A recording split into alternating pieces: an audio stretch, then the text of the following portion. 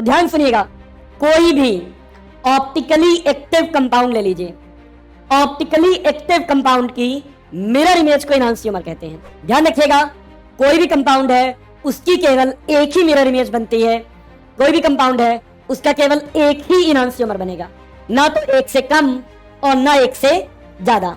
तो अगर 3D molecule है तो आप स्पेस में कहीं पर भी मिरर लगा सकते हैं, जैसे ये मॉलिक्यूल है। अब आप नेक्स्ट टू द मॉलिक्यूल। लो बच्चों, मैं नीरज दुबे स्वागत करता हूं आपका रफ्तार सीरीज के इस लेक्चर में। यार, आज के इस लेक्चर में हम ऑप्टिकल आइसोमेरिज्म का लास्ट टॉपिक डिस्कस करने वाले हैं। तो टुडेज गोल क्या डिस्कस करेंगे? सबसे पहले enantiomer, diastereomer, meso compound, racemic mixture और इसके अलावा कैलकुलेशन ऑफ ऑप्टिकल आइसोमर देखने वाले हैं। तो चलिए स्टार्ट करते हैं इस अमेजिंग सेशन को। देखिए, सबसे पहला क्वेश्चन होता है कि सर इनांसियोमर है क्या? तो ध्यान सुनिएगा, कोई भी ऑप्टिकली एक्टिव कंपाउंड ले लीजिए, ऑप्टिकली एक्टिव कंपाउंड की मिरर इमेज को इनांसियोमर कहते हैं। तो non super imposable mirror image of optically active molecule. अगर कोई मॉलिक्यूल ऑप्टिकली एक्टिव है और अगर आप उस ऑप्टिकली एक्टिव कंपाउंड की मिरर इमेज बनाते हैं तो उस मिरर इमेज को उसका इनांसियोमर कहते हैं। ठीक है, ध्यान रखिएगा, कोई भी कंपाउंड है उसकी केवल एक ही मिरर इमेज बनती है, कोई भी कंपाउंड है उसका केवल एक ही इनांसियोमर बनेगा, ना तो एक से कम और ना एक से ज्यादा। The compound and its mirror image और said to be pair of enantiomer, और इसीलिए इनांसियोमर हमेशा पेयर में होते हैं। नेक्स्ट देखिए, a chiral compound will have exactly one enantiomer, never more और नेवर लेस। कोई भी कंपाउंड है उसका केवल एक ही इनांसियोमर बनेगा, ना तो एक से ज्यादा और ना एक से कम। तो यार, मिरर इमेज बनाना है तो यहां पर हमें मिरर लगाना होगा। यहां पे क्वेश्चन उठता है कि सर मिरर कहां लगा सकते हैं? तो ध्यान से देखिए, अगर हमारे पास कोई भी मॉलिक्यूल है जो 3D है, तो अगर 3D मॉलिक्यूल है तो आप स्पेस में कहीं पर भी मिरर लगा सकते हैं। जैसे ये मॉलिक्यूल है, अब आप नेक्स्ट टू द मॉलिक्यूल, मतलब आप यहां पर मिरर लगा सकते हैं। अब देखिए, अगर आप यहां पर मिरर लगाते हैं, जैसे मैं यहां पे खड़ा हूं, ये मेरा राइट हैंड है, ये मेरा लेफ्ट हैंड है, मैं यहां पर मिरर लगाता हूं तो जो मेरा राइट हैंड है वो मिरर में जब इमेज बनेगी तो मिरर इमेज का जो राइट हैंड होगा वो लेफ्ट साइड पे होगा, तो जो राइट में है वो लेफ्ट में आएगा, जो लेफ्ट में है वो राइट में आएगा। मान लीजिए मैं अपने सर पे मिरर लगा देता हूं, अभी मेरा सर ऊपर की तरफ है, लेकिन जो मिरर में इमेज बनेगी उस मिरर इमेज का सर नीचे की तरफ होगा। अगर मैं अपने सामने मिरर लगाता हूं, जस्ट सामने, तो जस्ट सामने अगर मैं मिरर लगाता हूं तो अभी मेरी नाक मिरर की तरफ है, लेकिन जो मिरर इमेज की नाक बनेगी, जो मिरर इमेज में नाक होगी वो पीछे की तरफ होगी। यानी अगर मैं अपने मिरर को देखूंगा तो मेरी मिरर इमेज और मैं दोनों एक दूसरे को देखेंगे, यानी मैं उसे देख रहा हूंगा और वो मुझे देख रही होगी। ठीक है, तो next to the molecule mirror लगाते हैं। NH2 राइट साइड पे है, और अगर NH2 अभी देखें राइट साइड पे है, मिरर में देखें ये राइट साइड में, अगर मैं यहां पर मिरर लगा देता हूं तो ये NH2 लेफ्ट साइड में आ जाएगा, बाकी पूरा मॉलिक्यूल वैसे ही रहेगा। अगर मैं जस्ट बॉटम पे यानी यहां पर मिरर लगाता हूं तो अभी ये CH3 नीचे की तरफ है और अब ये CH3 ऊपर की तरफ आ जाएगा।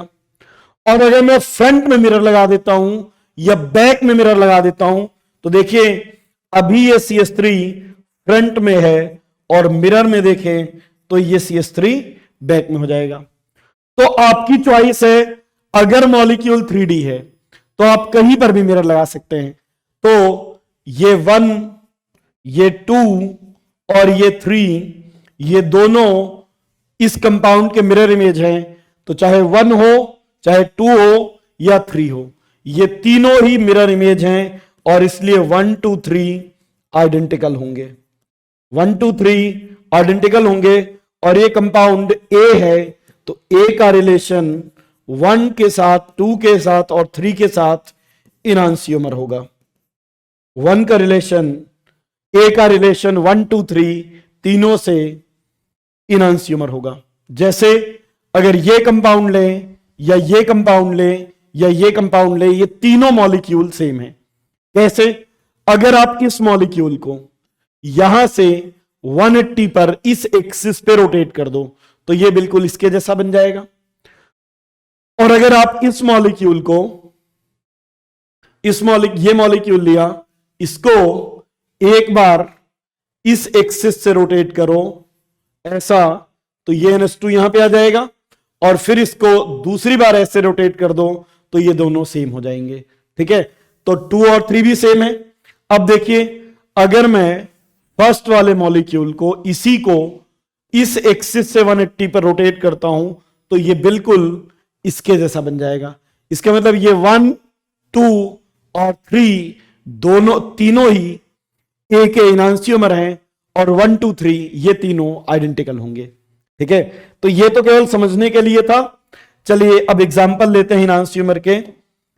अगर मॉलिक्यूल 3D है, आप कहीं पर भी मिरर लगा सकते हैं। ठीक है, चलिए एग्जांपल लेके समझते हैं। अगर मॉलिक्यूल 2D है तो आप 2 डायमेंशन में कहीं पर भी मिरर लगा सकते हैं। जैसे एक एग्जांपल लेते हैं, अगर हमारे पास COOH है, यहां पर CH3 है, यहां पे OH है, यहां पे H है। अभी देखिए OH फ्रंट में है, हाइड्रोजन बैक में है। अगर आप सामने मिरर लगाएंगे तो ये OH बैक पे चला जाएगा, हाइड्रोजन फ्रंट पे आ जाएगा।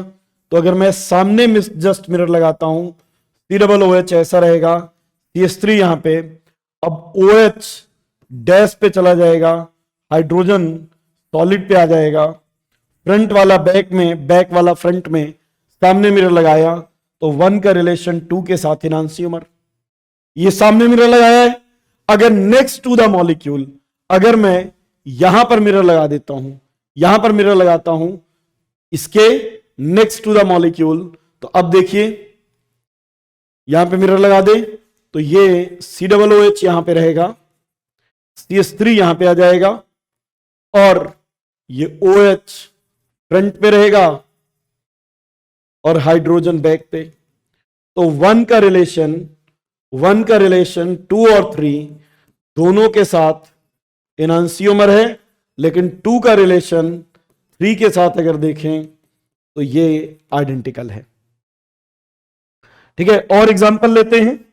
जैसे अगर हम 2D मॉलिक्यूल बना लेते हैं, जैसे COOH, CH3, OH और H। अब देखिए, अगर मैं नेक्स्ट टू द मॉलिक्यूल यहां पर मिरर लगाता हूं तो देखिए मिरर में इमेज कैसी बनेगी। ये COOH यहां पे है, ये OH लेफ्ट पे आ जाएगा, H राइट पे, CH3 बॉटम पे। अगर ये 1 है और ये 2 है तो 1 का रिलेशन 2 के साथ ये एनांसियोमर होंगे। ठीक है, अब देखो ये 2 और 3 आइडेंटिकल हैं। कुछ लोगों ने कहा कि सर प्रूफ करके दिखाओ कि 2 और 3 आइडेंटिकल कैसे हैं। यार आप एक काम करो, इस मॉलिक्यूल को इस एक्सिस से 180 पर रोटेट कर दो। तो जब आप 180 पर रोटेट करोगे तो COOH यहीं पे रहेगा, जो CH3 यहां था वो यहां आ जाएगा, अभी जो OH फ्रंट में था वो OH बैक पे चला जाएगा। तो इन दोनों में से किसी को, अगर इसको 180 से रोटेट करोगे इसके जैसा बन जाएगा, इसको 180 से रोटेट करें ये, और इसको 180 से रोटेट कर दो तो देखो COOH यहीं पे रहा, CH3 लेफ्ट से राइट पे आ गया, OH जो बैक में था वो फ्रंट में आ गया। इसका मतलब 2 और 3 आइडेंटिकल और दोनों 1 के साथ एनांसियोमर। इसीलिए हमने कहा था कि किसी भी कंपाउंड का केवल एक एनांसियोमर बनता है। इस कंपाउंड का केवल एक एनांसियोमर बनेगा और ये दोनों तो आइडेंटिकल होंगे।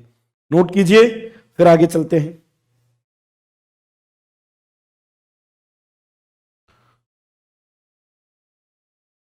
नोटेड। तो चलिए कुछ और एग्जाम्पल लेते हैं। कितने एग्जाम्पल हो गए? 2 3। जैसे अगर CHO है, OH OH H H और ये CH2OH। अब देखिए यहां पर हम next to the molecule mirror लगाते हैं। अगर हम यहां पर मिरर लगा देते हैं और यहां पर मिरर लगाते हैं तो मिरर में कैसी इमेज दिखेगी? CHO तो वहीं दिखेगा, CH2OH वहीं पे, जो लेफ्ट साइड राइट साइड पे थे वो लेफ्ट में आ जाएंगे और जो लेफ्ट में थे वो राइट में। इसका मतलब ये दोनों भी एनांसियोमर है। और एग्जांपल लेते हैं।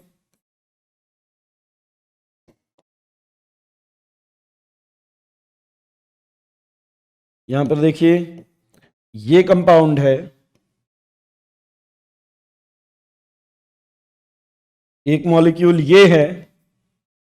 अब देखिए अगर इसकी हम मिरर इमेज बनाएं, इसकी अगर हम मिरर इमेज बनाएं तो ये मिरर इमेज इस तरह से बनेगी, COOH OH H OH H और COOH। लेकिन इस पर्टिकुलर मॉलिक्यूल में अगर देखें तो यहां पे 2 कायरल कार्बन तो हैं लेकिन साथ में प्लेन ऑफ सिमेट्री है। प्लेन ऑफ सिमेट्री यानी सिग्मा प्लेन है। और अगर किसी मॉलिक्यूल में प्लेन ऑफ सिमेट्री प्रेजेंट है तो ये मॉलिक्यूल ऑप्टिकली एक्टिव नहीं है।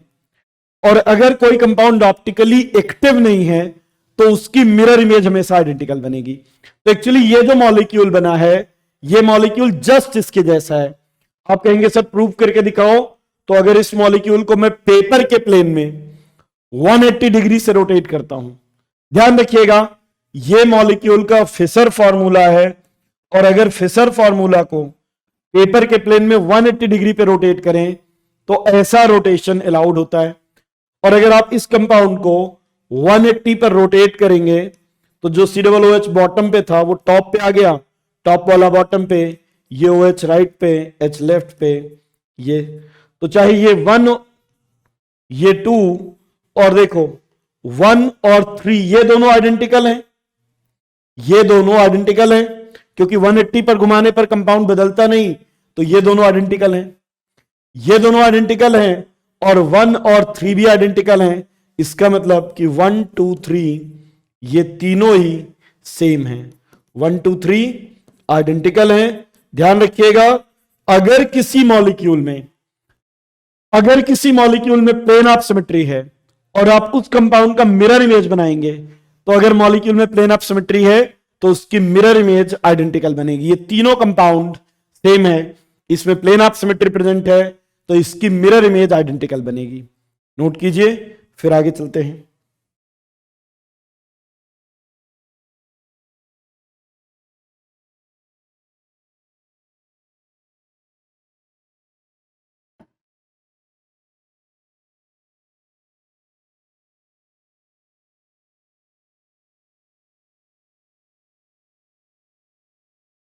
नेक्स्ट देखिए 4।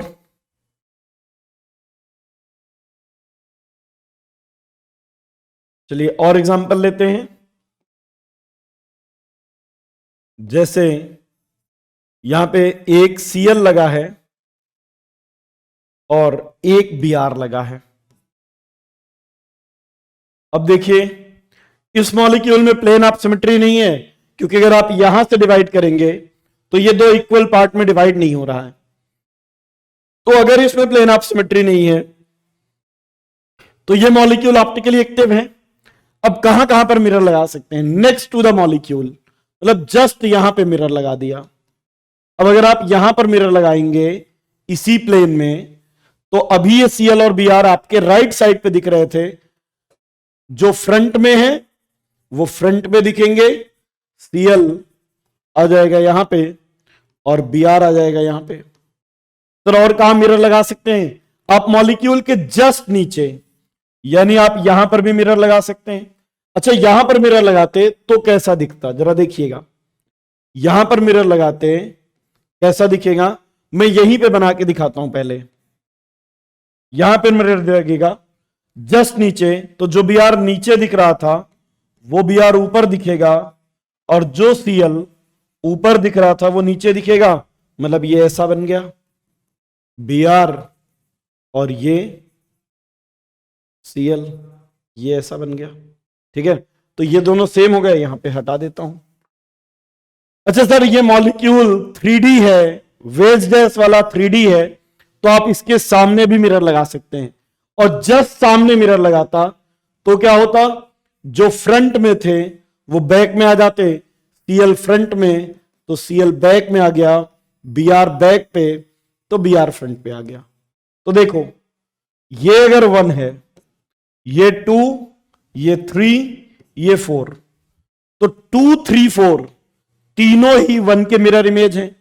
इसका मतलब कि 2, 3, 4 2, 3, 4 तो आइडेंटिकल हैं, 2, 3, 4 तो आइडेंटिकल हैं। और अगर हम 1 का रिलेशन 2, 3, 4 किसी के साथ भी देखें तो 1 का रिलेशन चाहे 2 हो, 3 हो या 4 है, तीनों के साथ ही इनांसियोमर होगा। 1 का रिलेशन चाहे 2 से देखो, चाहे 3 से या 4 से, तीनों के साथ ही ये इनांसियोमर होगा।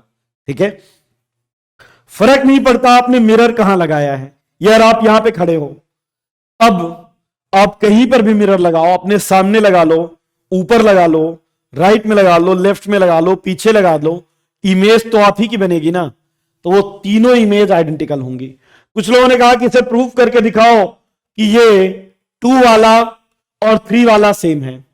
अब कैसे प्रूफ करेंगे 2 और 3 सेम है? कुछ मत कीजिए, इस मॉलिक्यूल को पेपर के प्लेन में 180 पे रोटेट कर दीजिए। तो 180 पे रोटेट करेंगे तो जो बी आर यहां था वो यहां दिखेगा, सीएल फ्रंट में यहां दिखेगा, तो 2 और 3 आइडेंटिकल मिल जाएंगे। फिर किसी ने कहा कि सर ये दोनों कैसे सेम है, प्रूफ करके दिखाइए। कुछ मत कीजिए, इस मॉलिक्यूल को इस एक्सिस से 180 पर रोटेट कर दीजिए ऐसे, तो जो सीएल फ्रंट में था वो बैक में, बैक वाला फ्रंट पे, दोनों आइडेंटिकल हो गए। तो 2, 3, 4 आइडेंटिकल हैं। और एग्जांपल लेते हैं,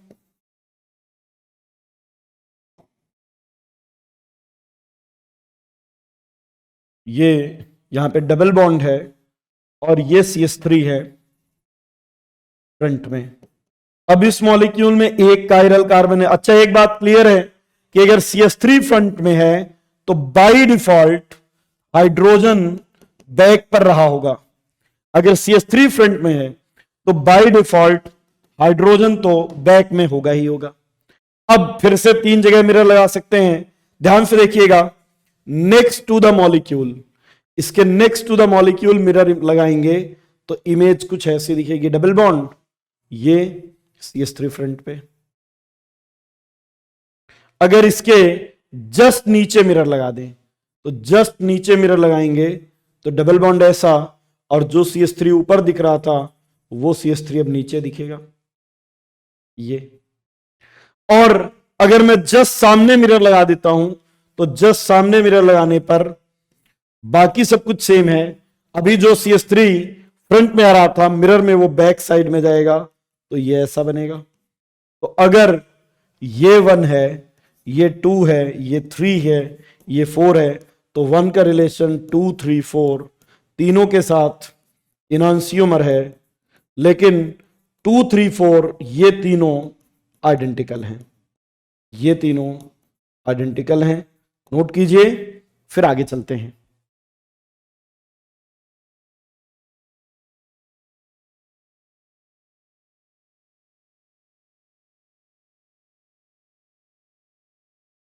चलिए, नोट कर लिया, कुछ और एग्जांपल करके देखते हैं यार। बस आपको करना क्या है, बिल्कुल आसान है। आपको समझ में नहीं आए तो एक मिरर लेके मिरर के सामने खड़े हो जाइए और फिर खड़े होकर के मिरर में आप देखेंगे, मिरर में आपको एक खूबसूरत सा चेहरा दिखेगा। वो कोई नहीं, वो आपकी मिरर इमेज है। चाहे आप साइड से देखें, फ्रंट से देखें, एंगल बदल बदल के अपने आप को ही देखें। जब आप अपने आप को देखेंगे तो जो इमेज मिरर में दिख रही होगी वो आपकी मिरर इमेज ही होगी। ठीक है, चलिए और एग्जांपल लेते हैं। और एग्जांपल लेते हैं, कितने हो गए? 6, 7, जैसे एक मॉलिक्यूल है, ये डबल बॉन्ड है, यहां पे एक Cl है और एक Br है। अब आप एक बार इस बार आप लोग चैट में बताइएगा, मैं 3 स्ट्रक्चर बना रहा हूं, आपको बताना है कि इनके बीच में क्या रिलेशन है ना। चैट में लिखकर बताइएगा, मैं आपके चैट का इंतजार करूंगा। लगभग सारे चैट में जरूर पढ़ता हूं, तो मुझे इंतजार रहेगा आपके चैट का, आप आंसर क्या कर रहे हैं।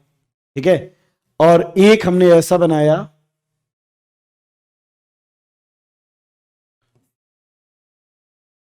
ये तीनों आपस में क्या है।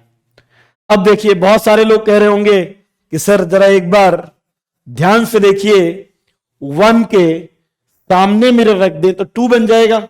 बिल्कुल सही बात है, 1 के सामने मिरर रखोगे तो 2 बनेगा, क्योंकि जो Cl फ्रंट में था मिरर में बैक में दिखेगा, जो बैक में था वो फ्रंट में रखेगा।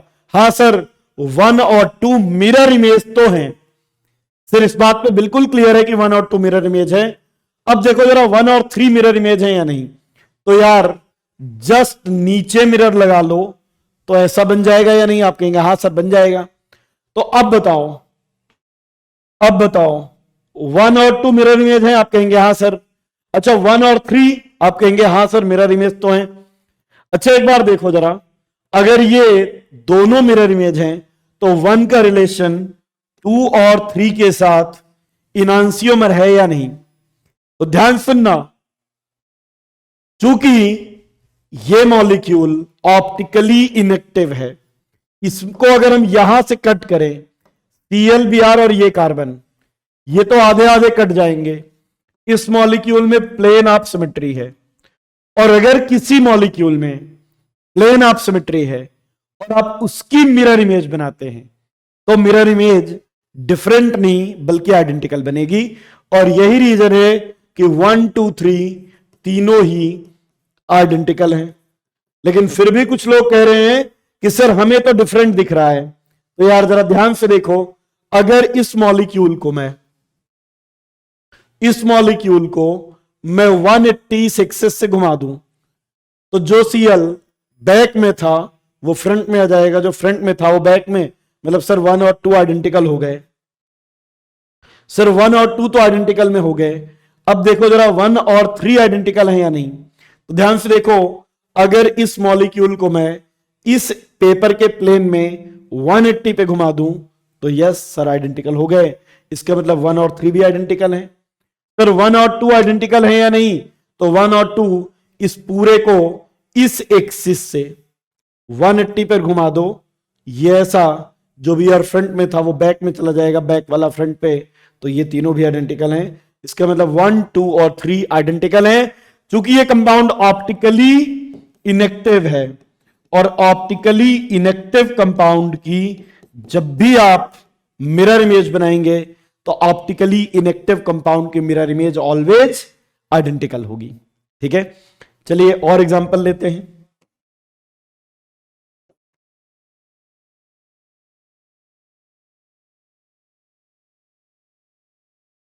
यहां पे CH3 है,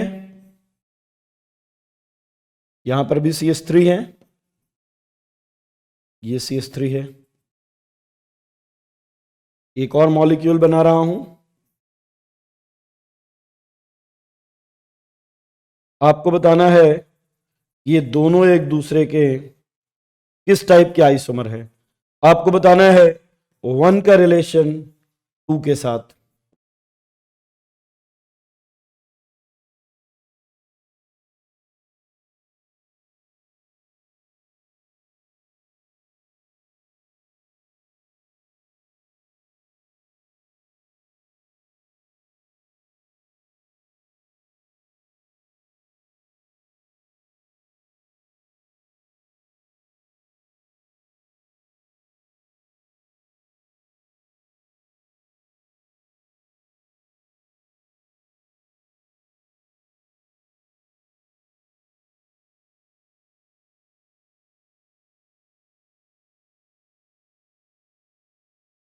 ये 3 मॉलिक्यूल हैं, इनका रिलेशन देखिए जरा।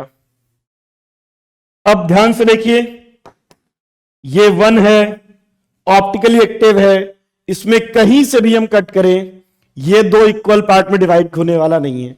आप कहेंगे सर कट करके देखते हैं, चलो देख लो, क्या यहां से कट करने पर इक्वल पार्ट में डिवाइड हुआ? नहीं, क्योंकि इधर CH3 इधर CH3 है ही नहीं। अच्छा, तो और करते हैं, सर यहां से कट करें तब भी नहीं। आप कहीं से भी कट कर लो, यहां से कट करो तो POS तब होता जब CH3 यहां पर होता। कहीं से भी कट करो, ये मॉलिक्यूल दो इक्वल पार्ट में डिवाइड हो ही नहीं रहा है, तो इस मॉलिक्यूल में POS नहीं है, और अगर POS नहीं है तो ये ऑप्टिकली एक्टिव है। अब देखिए जरा, मन में सोचिएगा कहां पर मिरर लिखा होगा? ये 1 और 2 लिख के बताइए, 1 और 2 कहां पर मिरर रखा है कि 1 जैसा कि 2 इसका मिरर इमेज है? कहां पर मिरर रखें कि 2 दिख जाए? आप कहेंगे sir next to the molecule, बिल्कुल यहां मिरर रख दीजिए, देखिए दोनों मिरर इमेज हो गए।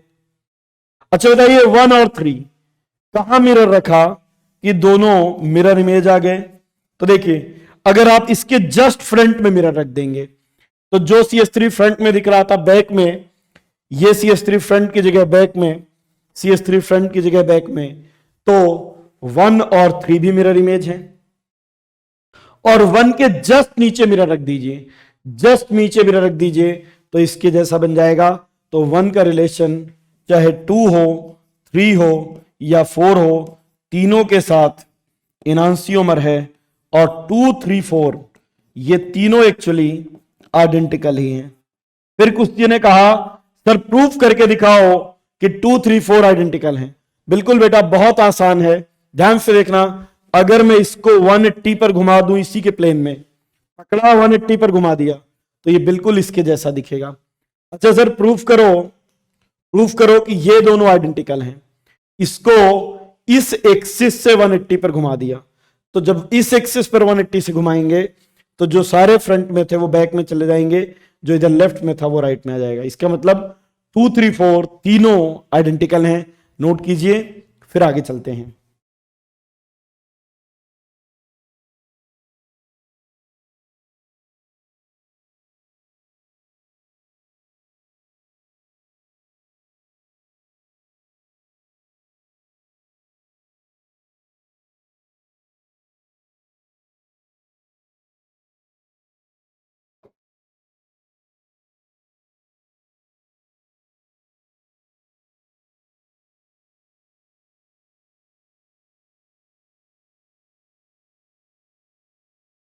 ठीक है, चलिए नेक्स्ट कुछ और एग्जांपल लेते हैं।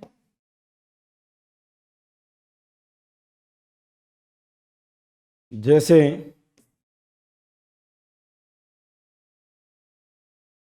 ये COOH है, OH OH H H COOH, एक कंपाउंड ये है, और एक दूसरा कंपाउंड भी ले लेते हैं, COOH ये OH H, ये OH और ये H। अब अगर आप इन दोनों कंपाउंड को देखेंगे तो इन दोनों कंपाउंड में 2 कायरल कार्बन है। ठीक है सर, 2 कायरल कार्बन है। यहां पे एक कायरल कार्बन पे OH राइट में था, इसमें भी राइट में है। यहां पर एक कायरल कार्बन OH राइट में था, ये OH लेफ्ट में है। ये दोनों सेम है या डिफरेंट है? तो आप देखिए यहां पे इसका कॉन्फ़िगरेशन R है, इसका S है। इस बार इसका कॉन्फ़िगरेशन चलिए देख लेते हैं, कॉन्फ़िगरेशन निकाल के। ये 1 नीचे 2, सॉरी ये 1 1 2, ये 3, ये 4, 1 से 2, 2 से 3 गए एंटी क्लॉकवाइज, S होना चाहिए था। इसका कॉन्फ़िगरेशन R होगा। इसका देखिए 1 2 3 4, 1 से 2, 2 से 3 क्लॉकवाइज जा रहे हैं, R होना चाहिए था, लेकिन इसका S हो जाएगा। तो ये R और S, ऐसे इसका ये S है और ये S है, ये तो S है। इन दोनों में एक कायरल कार्बन पे कॉन्फ़िगरेशन डिफरेंट है। और अगर किसी मॉलिक्यूल के एक कायरल कार्बन पे कॉन्फ़िगरेशन डिफरेंट होता है तो फिर वो इनांसियोमर नहीं होते। और वैसे भी ये ऑप्टिकली इनएक्टिव है, ऑप्टिकली इनएक्टिव कंपाउंड का इनांसियोमर नहीं बनेगा। ये दोनों अगर देखो तो कंपाउंड तो डिफरेंट है, कंपाउंड डिफरेंट है, इनका मॉलिक्यूलर फार्मूला सेम है, स्ट्रक्चरल फार्मूला सेम है। डिफरेंस केवल एक है कि यहां पे OH राइट पे लगा था, यहां पे OH लेफ्ट में लगा है। और अगर कायरल कार्बन पे कॉन्फ़िगरेशन डिफरेंट है तो ये ऑप्टिकल आइसोमर है। बट ये कैसे ऑप्टिकल आइसोमर हैं? जो एक दूसरे के मिरर इमेज नहीं है। और ऐसे ऑप्टिकल आइसोमर जो एक दूसरे के मिरर इमेज नहीं होते, उनको हम एक नया नाम देते हैं डायस्टीरियोमर। तो यहां पर लिख लीजिएगा डायस्टीरियोमर। डायस्टीरियोमर क्या होते हैं? स्टीरियो आइसोमर तो हैं, स्टीरियो आइसोमर तो हैं, आइसोमर स्टीरियो आइसोमर तो हैं, stereo isomer which are not mirror image. Stereo isomer तो हैं बट मिरर इमेज नहीं है, तो इनको हम कहते हैं डायस्टीरियोमर। ठीक है, और एग्जांपल ले लेते हैं। चलिए और एग्जांपल लेते हैं, जैसे COOH, यहां पे CHO कर लेते हैं, CHO CH2OH। याद होगा आपको, यहां पर दोनों OH सेम डायरेक्शन में हैं। जब दोनों OH सेम डायरेक्शन में हैं तो इसको इरिथ्रोज कहते हैं। ये मॉलिक्यूल हो जाएगा डी इरिथ्रोज, इरिथ्रो। अब अगर यहां पर देखें, ये OH H OH H, ये इसका मिरर इमेज है, ये ऑप्टिकली एक्टिव कंपाउंड है, ये ऑप्टिकली एक्टिव कंपाउंड का मिरर इमेज, ये हो जाएगा L इरिथ्रोज। इरिथ्रोज क्यों? क्योंकि दोनों OH सेम डायरेक्शन में इरिथ्रो, और लास्ट कायरल कार्बन पे OH लेफ्ट साइड पे है तो L इरिथ्रो। एक और एग्जांपल देखिए, CHO CH2OH, OH OH, दोनों OH अपोजिट साइड में हैं तो ये थ्रियोज है, थ्रियोज। और यहां पर लास्ट कायरल कार्बन पे OH लेफ्ट पे है तो L थ्रियोज। और एक और मॉलिक्यूल CHO CH2OH, अब यहां पे इसका मिरर इमेज ये H, ये OH, यहां पे दोनों OH अपोजिट साइड में थ्रियोज, और लास्ट कायरल कार्बन पे OH राइट साइड पे तो ये D थ्रियोज। अब जरा ध्यान से देखिए, अगर हमारे पास ये वाला 1 है, ये 2 है, ये 3 है और ये 4 है, तो आप देखेंगे 1 का रिलेशन 2 के साथ, आप कहेंगे सर 1 और 2 तो मिरर इमेज है, तो 1 एंड 2 इनांसियोमर। 1 और 2 एक दूसरे के मिरर इमेज हैं, और जो एक दूसरे के मिरर इमेज होते हैं वो इनांसियोमर होते हैं। और देखिए 3 और 4 देखें तो 3 और 4 भी एक दूसरे के मिरर इमेज हैं, 3 और 4 भी इनांसियोमर हैं। ये दोनों एक दूसरे के मिरर इमेज हैं। अब जरा इनको देखिए, 1 का रिलेशन 3 से देखिए, क्या मॉलिक्यूलर फार्मूला सेम है? बिल्कुल सर। स्ट्रक्चरल फार्मूला सेम है, कनेक्टिविटी सेम है ना, पहले CHO फिर CHOH CHOH CHOH CHOH CH2OH। IUPAC name same है, डिफरेंस केवल यह है कि यहां पे दोनों OH सेम डायरेक्शन में थे, यहां पे एक OH तो राइट में है लेकिन एक OH लेफ्ट में आ गया। ये मिरर इमेज नहीं है बट स्टीरियो आइसोमर तो हैं, और ऐसे स्टीरियो आइसोमर जो मिरर इमेज नहीं होते वो डायस्टीरियोमर है। तो 1 का रिलेशन, अगर आप 1 का रिलेशन 3 से देखें या 4 किसी से भी, तो ये स्टीरियो आइसोमर है बट मिरर इमेज नहीं है, तो ये डायस्टीरियोमर। सिमिलरली 2 का रिलेशन 3 और 4 किसी के बाद भी देखिए तो ये डायस्टीरियोमर होगा। तो ऐसे स्टीरियो आइसोमर जो मिरर इमेज हैं वो इनांसियोमर हैं, और जो मिरर इमेज नहीं है वो डायस्टीरियोमर हैं। नोट कीजिए, फिर आगे चलते हैं।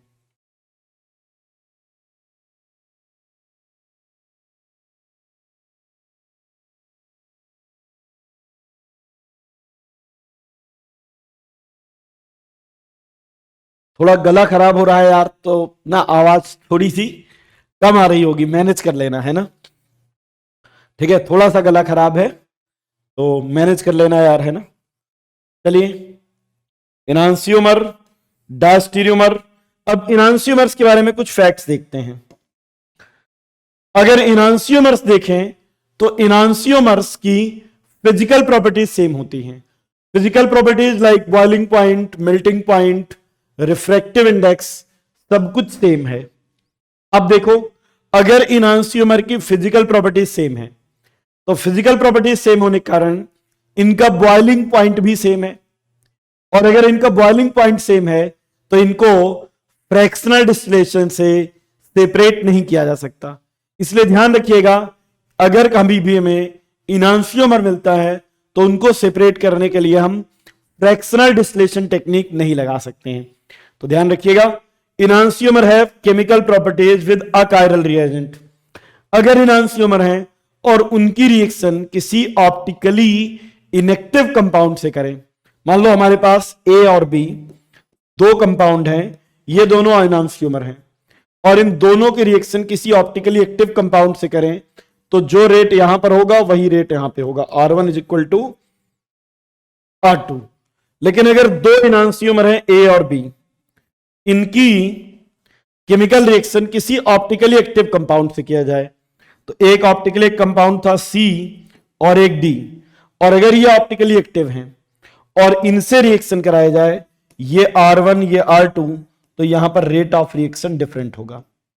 अगर ऑप्टिकली इनएक्टिव से कराएं तो रेट ऑफ रिएक्शन सेम, और अगर ऑप्टिकली एक्टिव से कराएं तो फिर रेट ऑफ रिएक्शन डिफरेंट होगा। तो ऑप्टिकली एक्टिव कंपाउंड की रिएक्शन अगर इनएक्टिव कंपाउंड से करेंगे, अगर दो इनांसियोमर हैं और दोनों के रिएक्शन आप किसी तीसरे ऑप्टिकली इनएक्टिव से कराएंगे, रेट ऑफ रिएक्शन सेम होगा। लेकिन अगर दोनों की रिएक्शन किसी ऑप्टिकली एक्टिव कंपाउंड से कराएंगे तो दोनों ऑप्टिकल आइसोमर्स की रेट ऑफ रिएक्शन डिफरेंट होगी। नोट कर लीजिए थ्योरी के पॉइंट्स, फिर आगे चलते हैं।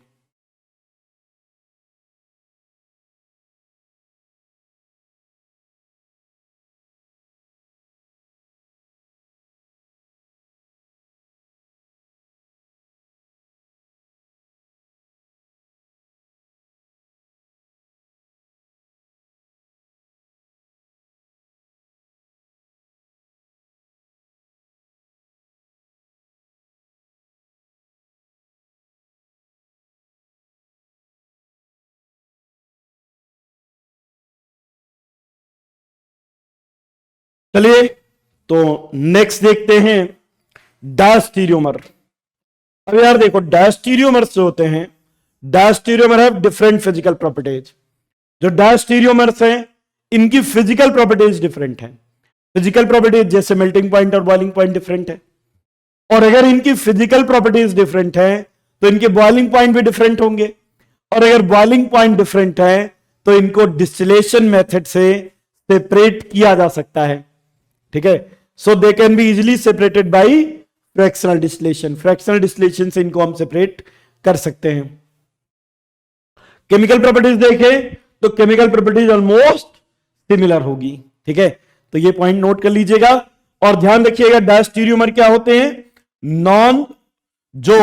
Non mirror image stereo isomer. Stereo isomer which are not mirror image, जो मिरर इमेज नहीं है लेकिन स्टीरियो आइसोमर्स हैं, उनको डायस्टीरियोमर कहते हैं। अब एक बात और समझिएगा, डायस्टीरियोमर में अगर कोई दो कंपाउंड हैं, उनके हर कायरल कार्बन पे कन्फिग्रेशन सेम है तो कन्फिग्रेशन सेम है तो सेम होंगे, और अगर हर कायरल कार्बन पे कन्फिग्रेशन डिफरेंट है तो इनांसियोमर है। लेकिन अगर कुछ कायरल कार्बन पे कन्फिग्रेशन सेम है और कुछ पर डिफरेंट है तो डायस्टीरियोमर होगा। अब डायस्टीरियोमर के लिए मॉलिक्यूल में एक से ज्यादा कायरल एटम होना जरूरी है। ठीक है, चलिए नोट कीजिए, फिर आगे चलते हैं। ये पॉइंट्स लिख लीजिए, फिर आगे मूव करते हैं।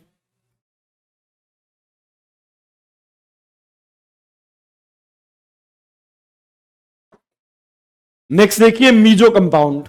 यार अब ये मीजो कंपाउंड क्या होता है, तो ध्यान से, बिल्कुल आसान से डिफिनेशन है, कोई भी ऐसा मॉलिक्यूल जिसमें कायरल कार्बन भी हो और प्लेन ऑफ सिमेट्री भी हो, सिर्फ प्लेन ऑफ सिमेट्री है, कायरल कार्बन नहीं, तो मीजो नहीं है, कायरल कार्बन भी हो और प्लेन ऑफ सिमेट्री भी हो, तो उसको कहेंगे मीजो।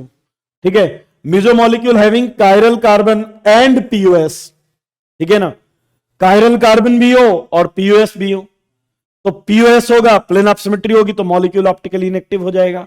और आपको पता होगा कि अगर कोई भी कंपाउंड ऑप्टिकली इनएक्टिव है तो उसकी मिरर इमेज हमेशा सेम बनेगी, इसलिए अगर आप मीजो की मिरर इमेज बनाएंगे तो मीजो की मिरर इमेज ऑलवेज आइडेंटिकल होगी। ठीक है, मीजो, कोई भी मीजो कंपाउंड है तो उसका कम से कम एक ऑप्टिकल आइसोमर तो जरूर ऐसा बनेगा जो ऑप्टिकली एक्टिव होगा। मीजो कंपाउंड ऑप्टिकली इनएक्टिव हैं ड्यू टू इंटरनल कंपनसेशन और इंट्रामोलिकुलर न्यूट्रलाइजेशन। ये क्या होता है समझेंगे इस पॉइंट को, पहले देखते हैं मीजो कंपाउंड है क्या। जैसे अगर एक मॉलिक्यूल है, ये मॉलिक्यूल ले लेते हैं, HOH HOH एंड COOH। अब देखिए क्या इस मॉलिक्यूल में कायरल कार्बन है, तो जरा ध्यान से देखिए। आप कहेंगे सर ये देखिए एक कायरल कार्बन है, एक कायरल कार्बन ये है, सर कायरल कार्बन तो है, अब क्या इसमें प्लेन ऑफ सिमेट्री है? हाँ सर ये सिग्मा प्लेन है, तो कायरल कार्बन भी है, प्लेन ऑफ सिमेट्री भी है, तो यस ये कंपाउंड मीजो है। मीजो के लिए कायरल कार्बन भी चाहिए, प्लेन ऑफ सिमेट्री भी चाहिए, ध्यान रखिएगा। इसीलिए मीजो होने के लिए मॉलिक्यूल में कम से कम 2 कार्बन तो होने चाहिए, 2 से कम अगर कायरल कार्बन है तो मीजो हो ही नहीं सकता है।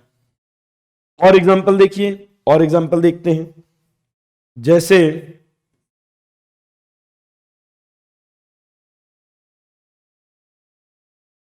ये मॉलिक्यूल है, यहां पे Cl लगा है,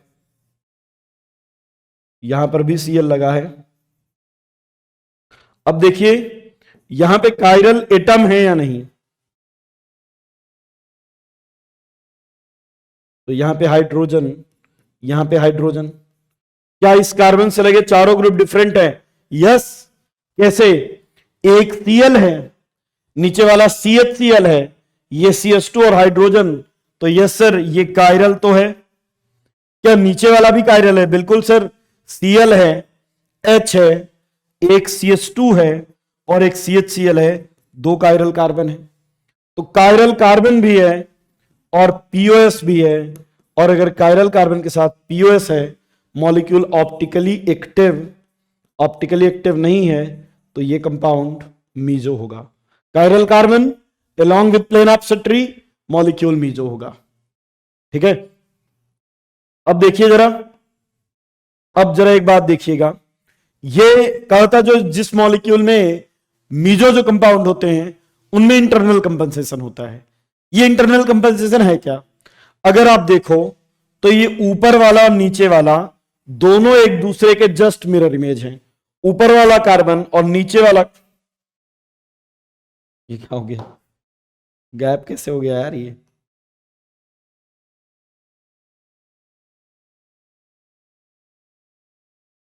फिर से बनाना पड़ेगा। अच्छा आ गया, चलो यार। देखो ये ऊपर वाला और नीचे वाला दोनों एक दूसरे के मिरर इमेज है, और अगर दोनों मिरर इमेज हैं तो दोनों लाइट को इक्वल और अपोजिट डायरेक्शन रोटेट करेंगे। मान लो अगर ये वाला लाइट को राइट में रोटेट करता है, तो ये राइट में रोटेट कर रहा है, तो दूसरा जो होगा वो लाइट को लेफ्ट में रोटेट कर देगा। तो मॉलिक्यूल के अंदर ही कुछ ऐसा है कि आधा पार्ट लाइट को राइट में अगर रोटेट कर रहा है तो उसी मॉलिक्यूल का आधा पार्ट लाइट को लेफ्ट में रोटेट कर देगा, एक में राइट में और एक में लेफ्ट में।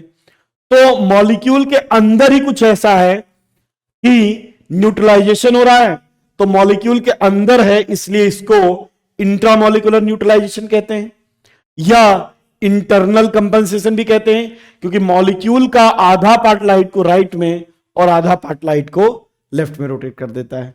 तो कोई भी मॉलिक्यूल जिसमें कायरल कार्बन होगा, प्लेन ऑफ सिमेट्री होगी, उस कंपाउंड को हम मीजो कहेंगे। नोट कीजिए एग्जांपल, फिर आगे चलते हैं।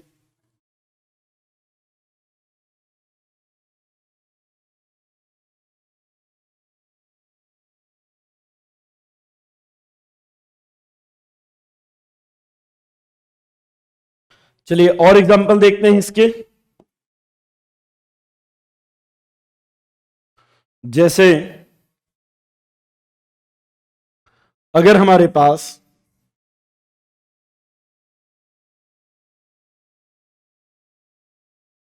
ये मॉलिक्यूल है,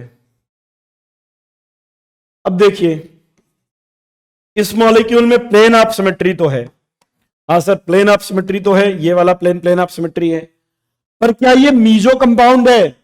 प्लेन ऑफ सिमेट्री होना क्या इतनी कंडीशन सफिशिएंट है मीजो के लिए? नहीं, उसके साथ कायरल कार्बन भी चाहिए।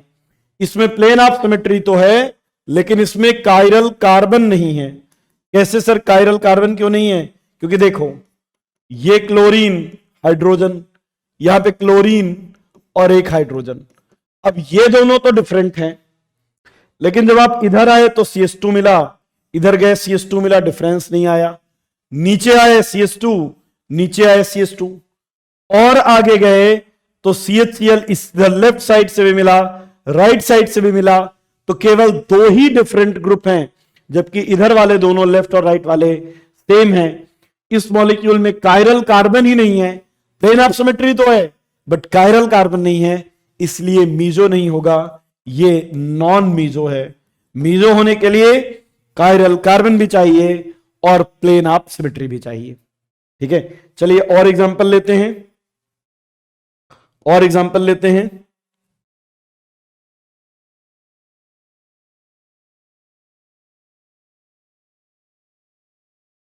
जैसे यहां पे Cl है और यहां पे Cl है, अब इसमें दो कायरल कार्बन हैं, ये दो कायरल कार्बन है, लेकिन इसमें POS नहीं है, POS नहीं है, तो ये मीजो नहीं होगा बल्कि ये ऑप्टिकली एक्टिव होगा। मीजो जो कंपाउंड होते हैं वो ऑप्टिकली इनएक्टिव होते हैं। एक लास्ट एग्जांपल और ले लेते हैं।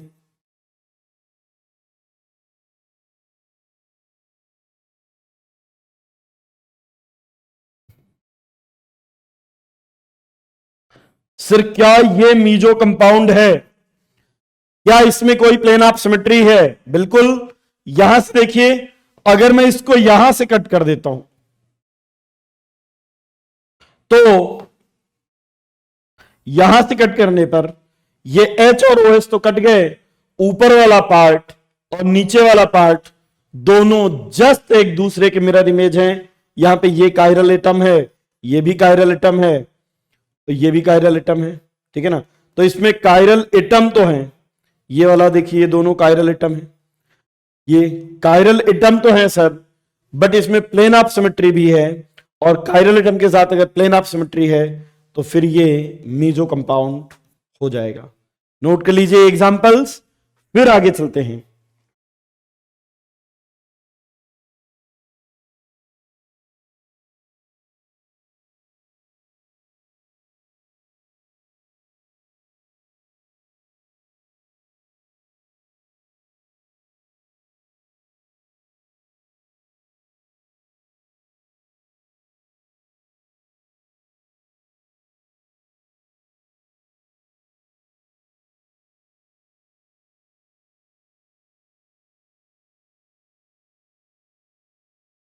नोटेड? लिख लिया क्या? आगे चल सकते हैं क्या हम? तो चलिए moving on to next topic, racemic mixture. Sir ये क्या होता है रेसेमिक मिक्सचर? तो यार अगर ऑप्टिकली एक्टिव कंपाउंड हैं उनको आप 50-50% मिला दें तो जो सॉल्यूशन है वो प्योर नहीं हुआ, मिक्सचर हुआ। और अगर दोनों ऑप्टिकली एक्टिव कंपाउंड एक दूसरे के एनांसियोमर हैं, जैसे देखिए अगर हमारे पास एक मॉलिक्यूल है, ये है डिग्लिसरल्डिहाइड, और इसी के साथ इसका 50% एल ग्लिसरल्डिहाइड, ये डी वाला और ये एल वाला। अब देखो ये वाला अगर लाइट को राइट में रोटेट करता है तो आपको पता है इनांसियोमर लाइट को इक्वल और अपोजिट डायरेक्शन में रोटेट करते हैं। अगर ये डेक्स्ट्रो है, अगर ये स्मॉल डी है, तो ये लिवो यानी स्मॉल एल होगा। अगर ये लाइट को राइट में रोटेट करता है तो ये लाइट के लेफ्ट में रोटेट करेगा।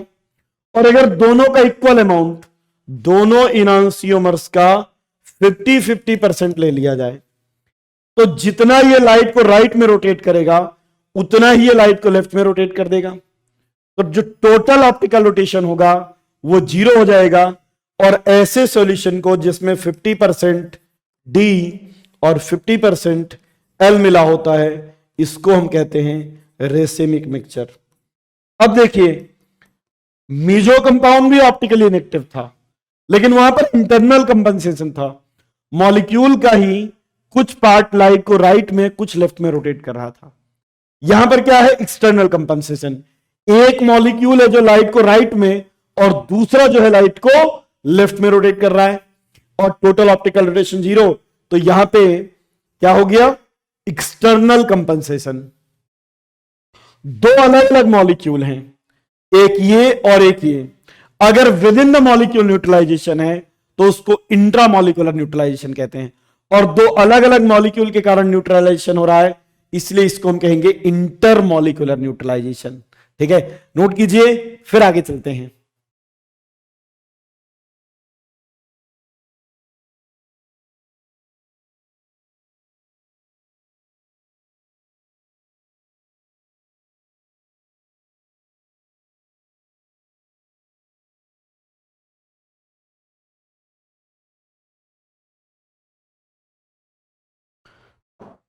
अब कैलकुलेशन ऑफ ऑप्टिकल आइसोमर।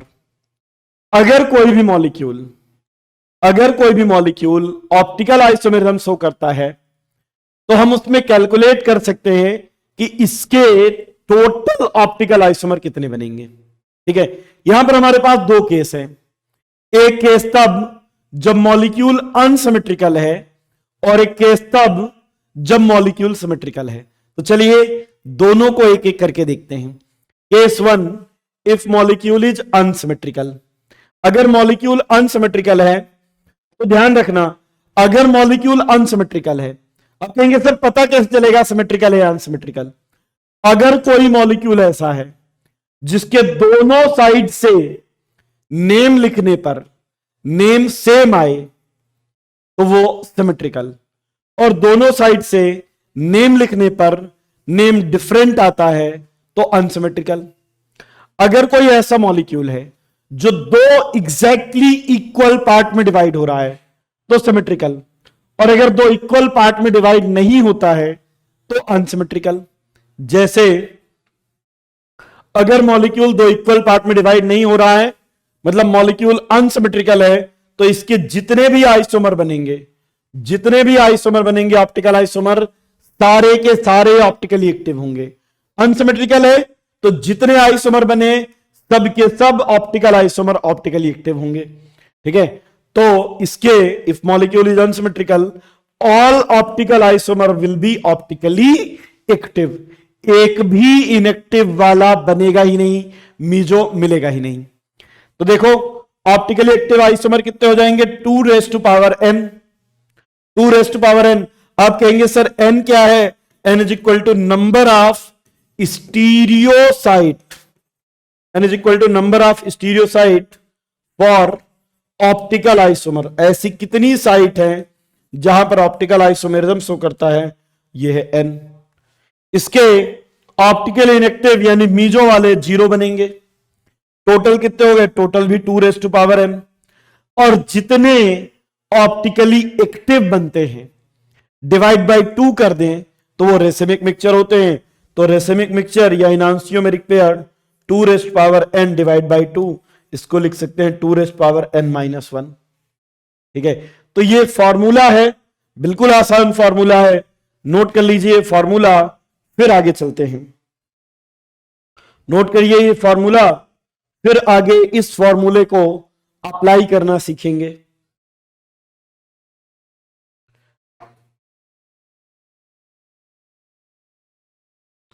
अब देखिए, अगर मॉलिक्यूल सिमेट्रिकल हो, आप कहेंगे सर सिमेट्रिकल मतलब बताया ना यार, ऊपर से या नीचे से, लेफ्ट से या राइट से, कहीं से भी नेम लिखो, नेम सेम आए तो कहेंगे सिमेट्रिकल। सिमेट्रिकल कौन होंगे? सेंटर से खड़े हो जाओ, इक्वल और अपोजिट डिस्टेंस पे जाओगे, सेम डिस्टेंस पे सेम एटम आ जाए तो सिमेट्रिकल। अब देखो, अगर मॉलिक्यूल सिमेट्रिकल है तो इसके ऑप्टिकली एक्टिव वाले भी बनेंगे और ऑप्टिकली इनएक्टिव वाले भी बनेंगे। इनएक्टिव वाले यानी मीजो भी बनेंगे। तो अब देखना, if molecule is symmetrical, optically active भी बनेंगे and optically inactive, both type of optical isomer are formed. अब यहां पर दो कंडीशन है। अगर stereo site n is equal to even है 2 4 6 8 तो अलग फार्मूला है, और अगर स्टीरियो साइट ऑड है जैसे 3 5 7 तो अलग फार्मूला है। क्या फार्मूला है? ऑप्टिकली एक्टिव बनते हैं 2 रेज़ टू पावर n-1। यहां पे ऑप्टिकली एक्टिव बनेंगे 2 रेज़ टू पावर n-1। और ध्यान रखना, जितने यहां पे एक्टिव बनते हैं, फॉर्मूला याद रखने की ट्रिक है, जितने यहां टोटल बनते हैं, जितने यहां एक्टिव बनते हैं उतने यहां टोटल बनते हैं। इवन वाले में जितने एक्टिव बनेंगे, ऑड वाले में उतने टोटल बनते हैं। अब इनएक्टिव मीजो वाले तो 2 raise to power n/2 -1, 2 raise to power n/2 -1। और यहां पर इनएक्टिव वाले कितने बनेंगे? 2 रेज़ टू पावर n-1/2। ये फॉर्मूला है भाई, सिंपल सी बात है। इवन नंबर है n/2 -1, कंप्लीट नंबर आएगा। ऑड में कंप्लीट नंबर चाहिए तो n-1/2 कर दो। अब देखिए बेटा, आपको एक्टिव पता है, आपको एक्टिव पता है, आपको इनएक्टिव पता है, टोटल निकालना है तो बिल्कुल आसान फॉर्मूला है। एक्टिव और इनएक्टिव वाले को ऐड कर दो, जो वैल्यू आएगी वो टोटल होगी। इस बार आपको टोटल पता है और इनएक्टिव पता है, एक्टिव निकालना है तो टोटल में से इनएक्टिव वालों को माइनस कर दो तो ये पता चल जाएगा। ये है फॉर्मूला। ये n है यार, है ना, बहुत सारे लोग कंफ्यूज आते हैं, ये n बनाया है मैंने। तो अब ये फॉर्मूला है और इस फॉर्मूले को यूज करके हमें क्वेश्चन करना है। ठीक है, तो चलिए फॉर्मूला लिख लीजिए, फिर क्वेश्चन देखते हैं।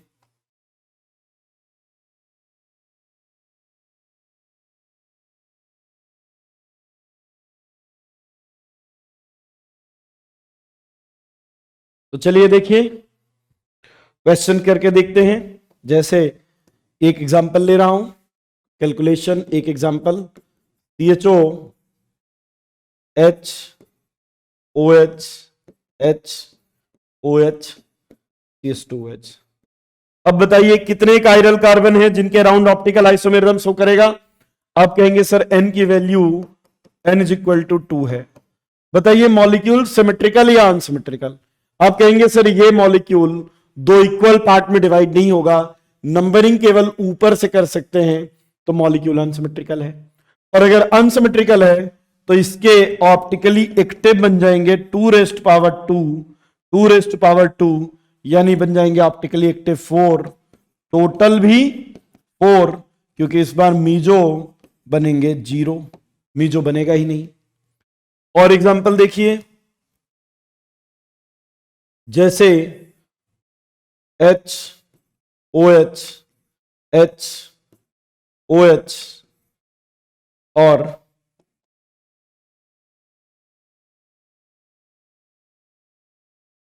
यहां पे OH H OH H H OH CH2H, ये ग्लूकोज मॉलिक्यूल है। इसमें कितने कायरल कार्बन है? आप कहेंगे सर 1 2 3 4 कायरल कार्बन। अब अगर 4 कायरल कार्बन है, n की वैल्यू 4 आ गई, क्या ये सिमेट्रिकल है?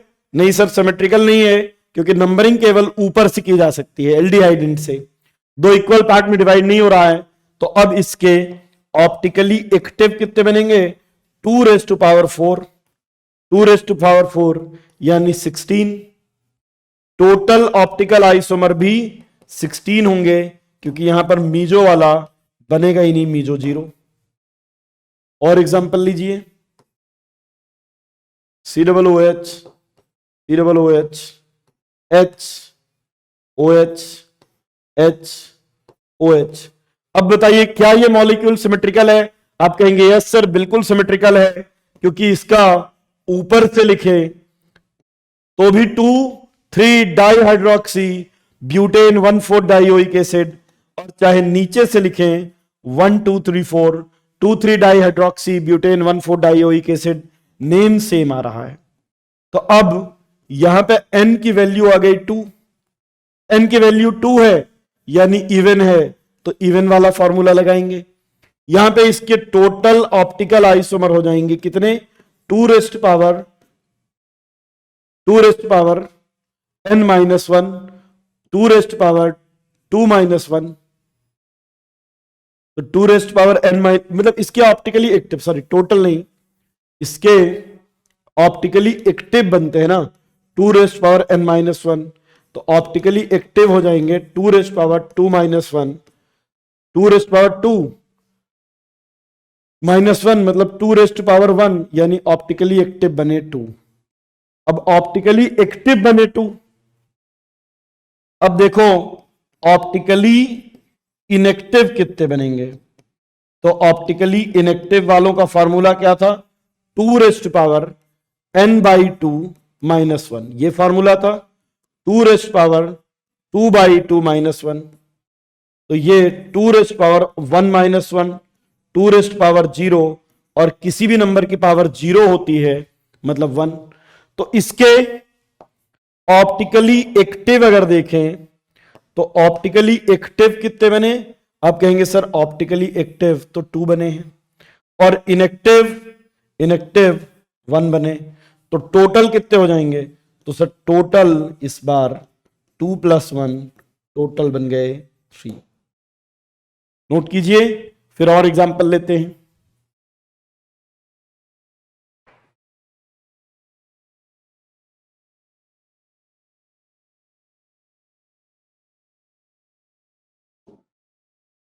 नेक्स्ट देखिए, अगर कोई ऐसा मॉलिक्यूल है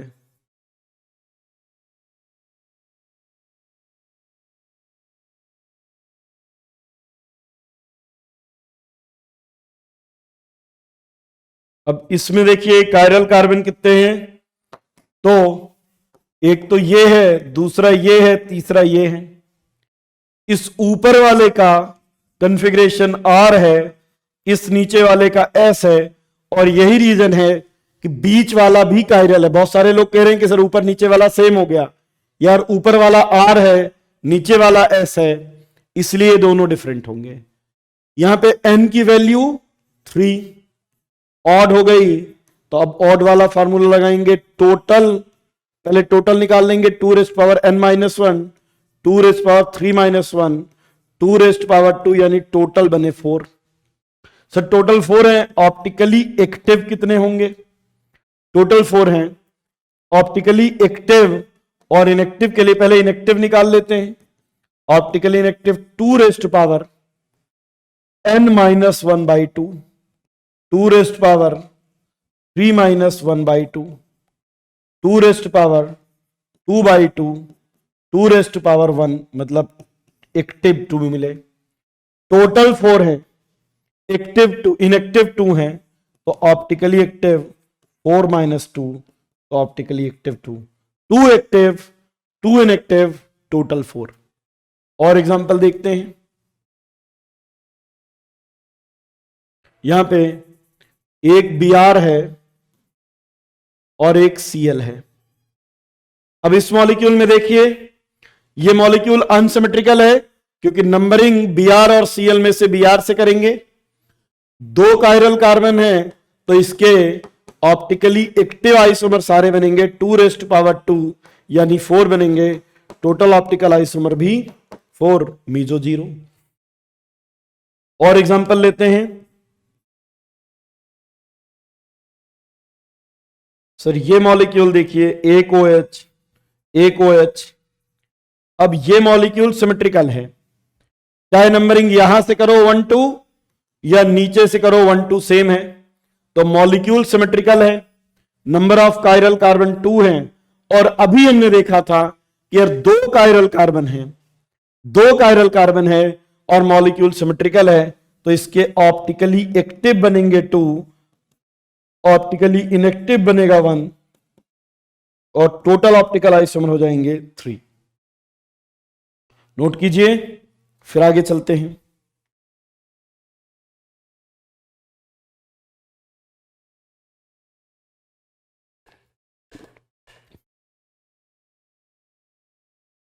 नेक्स्ट देखिए, अगर कोई ऐसा मॉलिक्यूल है जिसमें ज्योमेट्रिकल भी है और ऑप्टिकल वाली साइड भी है, ज्योमेट्रिकल वाला भी है और ऑप्टिकल वाला भी है, जैसे CH3 CH double bond CH CH Cl CH3, तो अब इसमें एक डबल बॉन्ड है जहां पर GI शो करेगा, इस पे EZ कॉन्फ़िगरेशन, और एक कायरल कार्बन है, इस पे RS कॉन्फ़िगरेशन। और अगर ऐसा मॉलिक्यूल अनसिमेट्रिकल हो तो इसके टोटल, अब ज्योमेट्रिकल और ऑप्टिकल की जगह अब हम लिखेंगे टोटल स्टीरियो आइसोमर, और इसके टोटल स्टीरियो आइसोमर कितने हो जाएंगे? n की वैल्यू, एक ज्योमेट्रिकल और एक ऑप्टिकल, टोटल स्टीरियो साइड 2, तो total stereo side 2 raise to power n, 2 raise to power 2 is equal to 4। अगर अनसिमेट्रिकल है तो कुछ भी करने की जरूरत नहीं है, सीधे डबल बॉन्ड और कायरल कार्बन काउंट कर लीजिए। अगर अनसिमेट्रिकल है तो सीधे डबल बॉन्ड और कायरल कार्बन काउंट कर लीजिए, और 2 रेज़ टू पावर n, एक डबल बॉन्ड, एक ये कायरल कार्बन और एक ये कायरल कार्बन, तो सीधे टोटल स्टीरियो आइसोमर अगर आपसे पूछा गया है तो आप लिखिए total stereo isomer 2 raise to power 3 is equal to 8। Geometrical और ऑप्टिकल वाली साइड्स को काउंट कर लीजिए, जो आए 2 रेज़ टू पावर n, लेकिन ये फॉर्मूला कब लगाएंगे? जब मॉलिक्यूल अनसिमेट्रिकल होगा, जब मॉलिक्यूल अनसिमेट्रिकल होगा। सिमेट्रिकल के केस में अगर GI वाली साइट भी है, OI वाली साइट भी है और मॉलिक्यूल सिमेट्रिकल है, तो फिर ये वाला फॉर्मूला फेल हो जाएगा। ठीक है, नोट कीजिए, फिर देखते हैं कैसे करते हैं।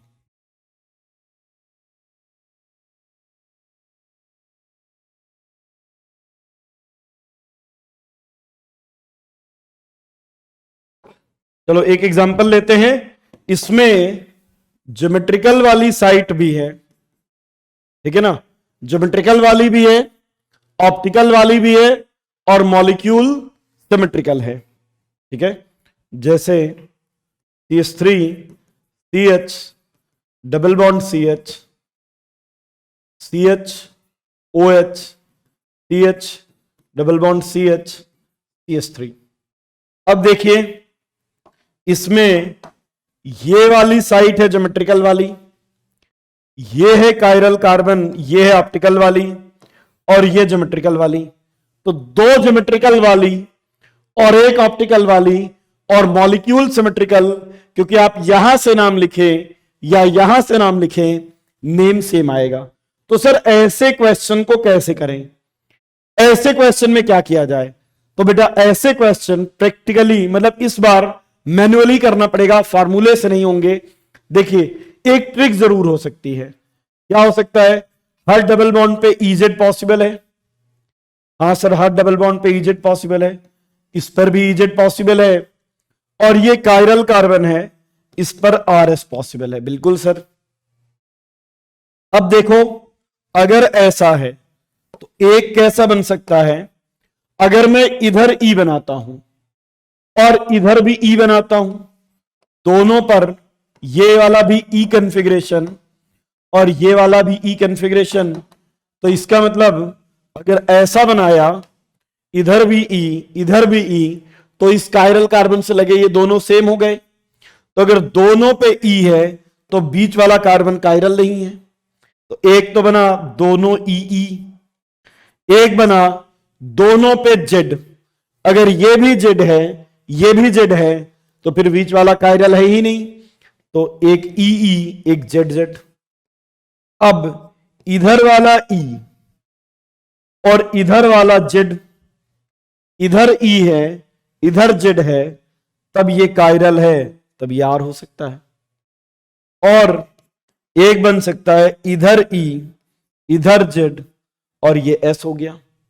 अब चाहे ई आर जेड कहो चाहे जेड आर ई कहो, एक ही बात है या नहीं?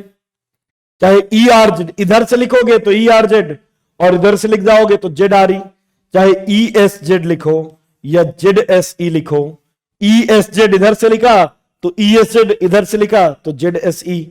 इसका मतलब इस बार टोटल कितने बने? ऐसे केस में टोटल 4 बने। ध्यान रखिएगा, एक chiral carbon, 2 double bond, molecule symmetrical, total isomer 4 बनेंगे। नोट कीजिए, फिर एक एग्जांपल और लेता हूं।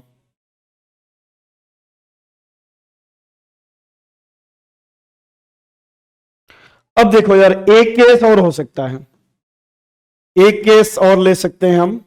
अभी क्या लिया था? एक डबल बॉन्ड, 2 कायरल का, 2 डबल बॉन्ड 1 कायरल कार्बन। अब एक डबल बॉन्ड और 2 कायरल कार्बन ले लेते हैं, ठीक है? जैसे CH3 CH OH CH double bond CH CH OH CH3। अब देखो, चाहे लेफ्ट से नेम लिखो या राइट से नेम लिखो, नेम सेम है। और अगर नेम सेम है तो मॉलिक्यूल सिमेट्रिकल है, और सिमेट्रिकल के लिए हम फॉर्मूला लगा नहीं सकते, तो अब हमें मैन्युअली सॉल्व करना पड़ेगा। देखो कैसे? सर इस पर आर एस पॉसिबल है, ठीक बात। सर इस पर भी आर एस पॉसिबल है, ठीक बात। और इस पर इजेड पॉसिबल है। तो अब देखो,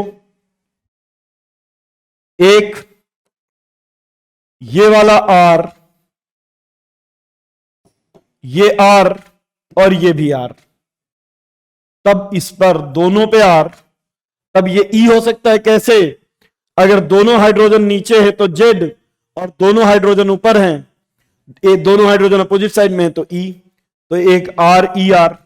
अब दोनों पर एस है तब ई, आर ई आर और एस ई एस।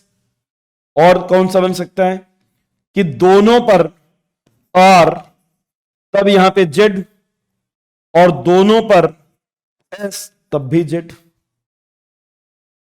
एक कौन सा बन सकता है कि जब किनारे वाले पर इस वाले पर आर इस वाले पर एस तो आर ई एस और एक आर जेड एस। अब आर ई एस लिखो या एस ई आर सेम होगा, आर जेड एस लिखो या एस एस जेड आर लिखो ये सेम है। इसलिए इस बार जो टोटल बने, पिछली बार टोटल 4 बने थे, इस बार टोटल 6 बने।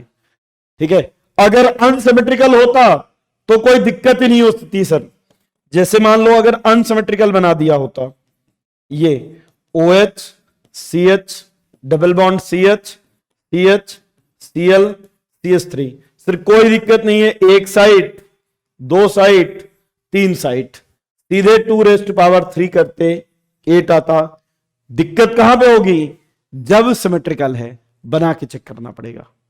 ठीक है, नोट कीजिए। फिर कुछ क्वेश्चंस देखते हैं। So it's all about optical isomer. जो पढ़ा है उसी पर बेस्ड कुछ क्वेश्चंस करके देखते हैं। जैसे बोला है ये दोनों कंपाउंड दिख रहे हैं, which of the following compound represent pair of enantiomer. अब देखो ये दोनों एक दूसरे के मिरर इमेज नहीं है 3 और 4, क्योंकि यहां पर OH फ्रंट पे है, यहां पे एक OH एक बैक में, तो ये तो डायस्टीरियोमर है, 3 और 4 हो नहीं सकते। यहां पर देखिए दोनों OH बैक पे हैं, यहां पे एक फ्रंट में और एक बैक में, तो ये भी एनांसियोमर नहीं हो सकते। अब जरा इन दोनों को देखिए, 1 को और 2 को, ये एनांसियोमर है या नहीं? अगर मैं 1 को जस्ट ऊपर रोटेट कर दूंगा राइट। 1 और 2 को रोटेट कर, 1 और मतलब 3 को रोटेट कर दे तो दोनों फ्रंट पे थे वो बैक में चले जाएंगे। इसका मतलब 1 का रिलेशन 3 के साथ तो आइडेंटिकल है। अब जरा इसको देखिए, ध्यान से देखिएगा, इसके जस्ट नीचे मैंने यहां पे मिरर लगाया, तो जस्ट नीचे मिरर लगाएंगे तो कैसी इमेज बनेगी सर? ये OH यहां दिखेगा और ये OH यहां दिखेगा, तो ये बिल्कुल इसका जैसा है। इसका मतलब 1 और 2 था, ये है ना 1 और ये वाला तो 2 था, है ना 1 और ये 2, 1 का रिलेशन 2 से आइडेंटिकल, लेकिन 3 का रिलेशन 4 से इनांसियोमर। तो 3 and 4 are enantiomer and hence correct answer is C. ठीक है, चलिए और क्वेश्चंस करते हैं। ये दो कंपाउंड, अब देखो इन दोनों कंपाउंड्स में अगर देखें तो यहां पर ये दोनों Cl है, ये दोनों Cl फ्रंट पे हैं, तीनों Cl यहां फ्रंट पे हैं। यहां पर 2 Cl फ्रंट में है और 1 Cl बैक में है। देखो अगर तीनों कायरल कार्बन पर कॉन्फ़िगरेशन सेम है तो आइडेंटिकल, और तीनों पर डिफरेंट हो जाए तो इनांसियोमर। इन 2 पर सेम है, 1 पर डिफरेंट है, ये एक दूसरे के मिरर इमेज नहीं है और स्टीरियो आइसोमर है। तो जो मिरर इमेज हैं, जो स्टीरियो आइसोमर हैं लेकिन मिरर इमेज नहीं है, वो डायस्टीरियोमर होते हैं। इसका मतलब ए एंड बी ये हो जाएंगे diastereomer, A and B diastereomer. So correct answer is B, correct answer हो जाएगा बी। ये दोनों कंपाउंड एक दूसरे के डायस्टीरियोमर हैं।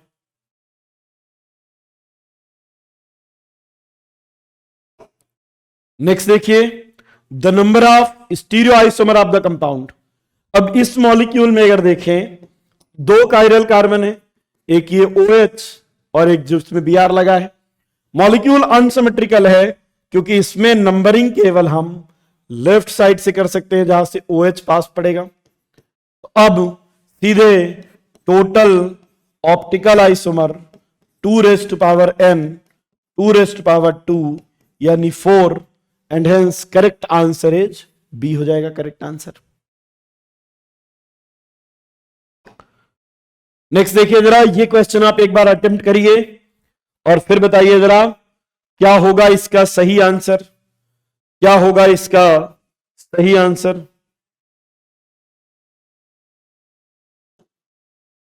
तो देखिए यार ये मॉलिक्यूल सिमेट्रिकल है। सर कैसे पता चला?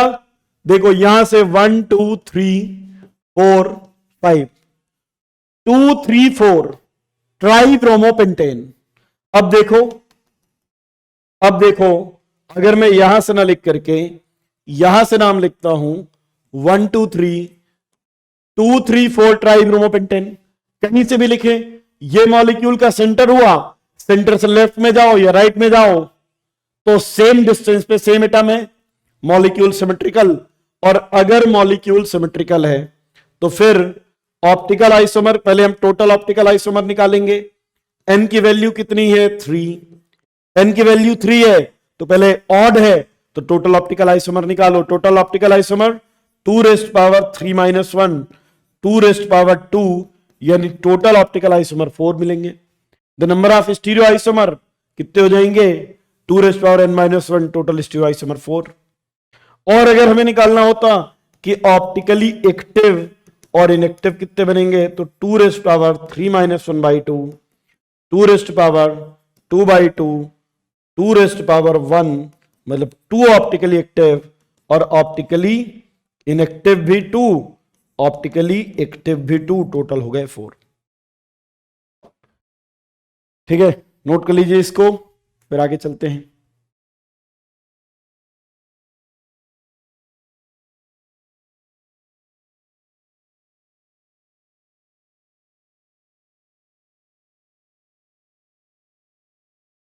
नेक्स्ट देखिए,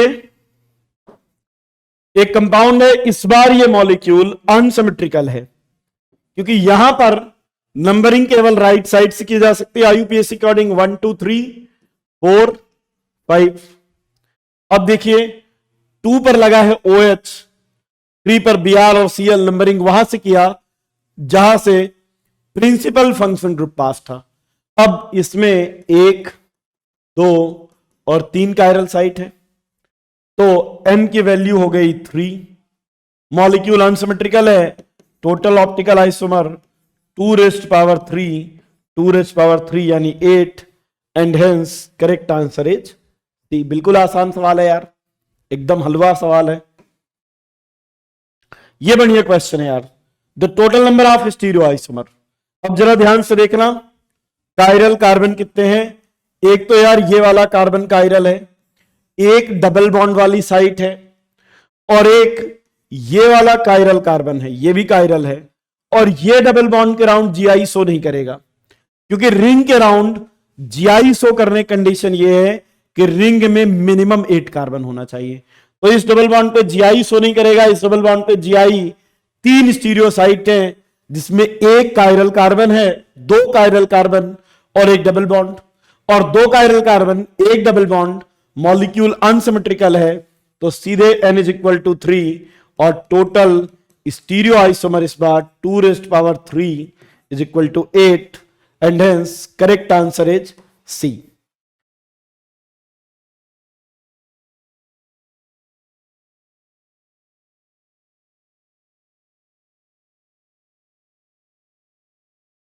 नोट कीजिए इसको, फिर आगे चलते हैं।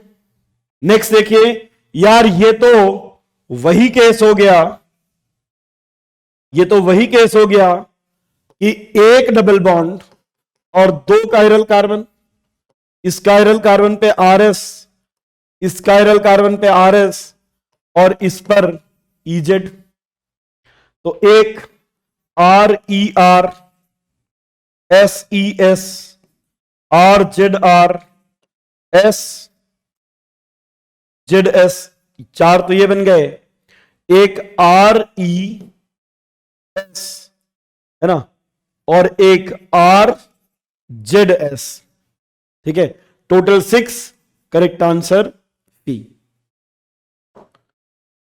The number of stereo isomer is even in number. तो यहां पर देखो कायरल कार्बन है लेकिन मॉलिक्यूल सिमेट्रिकल है, तो इसके टोटल स्टीरियो आइसोमर 3 बनेंगे। इस बार भी कायरल कार्बन 2 हैं, मॉलिक्यूल सिमेट्रिकल है, टोटल स्टीरियो आइसोमर 3 बनेंगे। यहां पर देखिए कायरल कार्बन है, मॉलिक्यूल सिमेट्रिकल है, टोटल स्टीरियो आइसोमर 3 बनेंगे। इस बार कायरल कार्बन 3 है, मॉलिक्यूल अनसिमेट्रिकल है, 2⁻³ यानी 8 बनेंगे। तो केवल यहीं पर इवन नंबर आप बन रहे हैं, इसलिए correct answer D.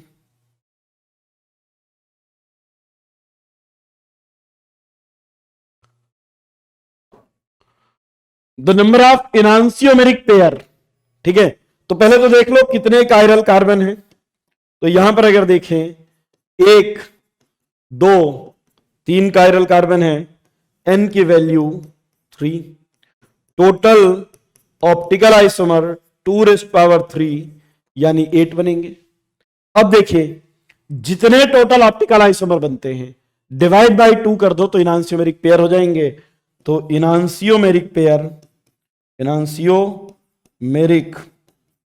Pair is equal to जितने टोटल ऑप्टिकल आइसोमर बने हैं, total optical isomer divide by 2, तो 8/2 इज इक्वल टू 4 हो जाएगा। So correct answer is B.